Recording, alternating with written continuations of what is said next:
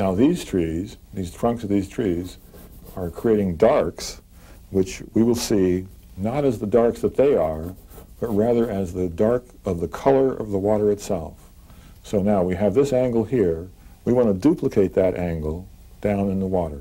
All right, so we'll kind of hint at that also. This comes straight down, and we're like this. So we have a slight tilt. You see that slight tilt? It's the same tilt as this is, only it's been reversed. It's the mirror image tilt. And the same with this one. This is almost vertical, so we've not quite so much of a tilt on that. And I'm indicating the reflection with this wiggly line, because this wiggly line will help me create the impression that the water is not exactly still. We still have some motion in this water. Here again, this tree here, we're going to see this dark, not so much from the dark itself, but from the lights that are around it. We want to indicate that in there also. So here's our reflecting area. This is where we're going to learn about reflections.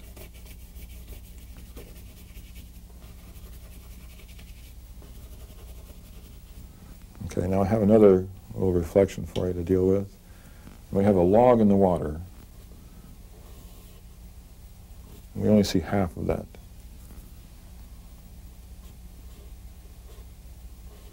It's a hollow log, so we'll see the inside. There's the inside. A little branch sticking, the remains of a branch sticking up here. And that's going to be dark. Now in the reflection, because this is dark, we're going to have what appears to be a dark, but it will actually just be the color of the water. So I'm going to try to hint at that also. And this will complete the circle of that half log. Reflections are duplicates of what's above. Okay, now I've got this big tree coming in on the side, and I want to draw that even at this stage in some detail. This will help me to find the exact position later on, because what will happen is that this color will, I'm hoping at least, will show through the color of the sky that I put in subsequently. Additionally, I'm crossing this branch over this line of these distance hills. Anytime we can overlap something, it helps to create the illusion of three dimension. And so here I've got an overlapping branch across another line. So these two lines are very useful in creating the illusion of three dimension. Now I want to overlap as much as I can with this without getting too nuts about it.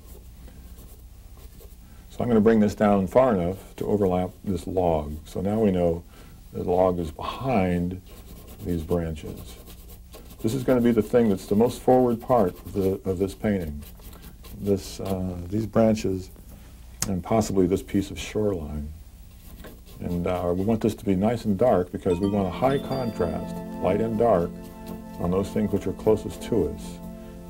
So I want to make this very dark, the darkest dark probably. And someplace on here, I will indicate the lighter lights. So I will have the lightest light and the darkest dark on this part of the tree. Now on the shore, this near shore, we also have the cast shadow of this tree. And there are going to be some lights in that cast shadow. So here comes the cast shadow, and in some places in here, I want to indicate some open places, some holes in the trees. And these holes in the trees are creating light spots in this cast shadow. And these light spots in the cast shadow are also an excuse to create some elliptical perspective.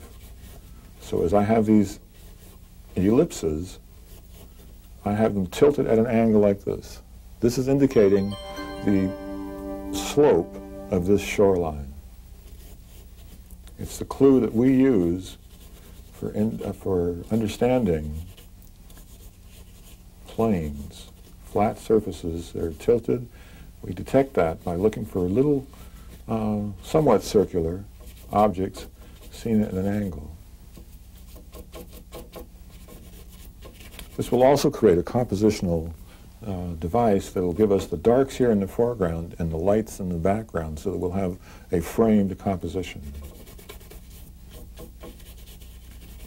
A way of focusing the attention of your audience on the middle part of your picture. Now this log is also a way of displaying texture. So I want to hint at the texture that we're going to show on this log. This part being shadow will show very little texture.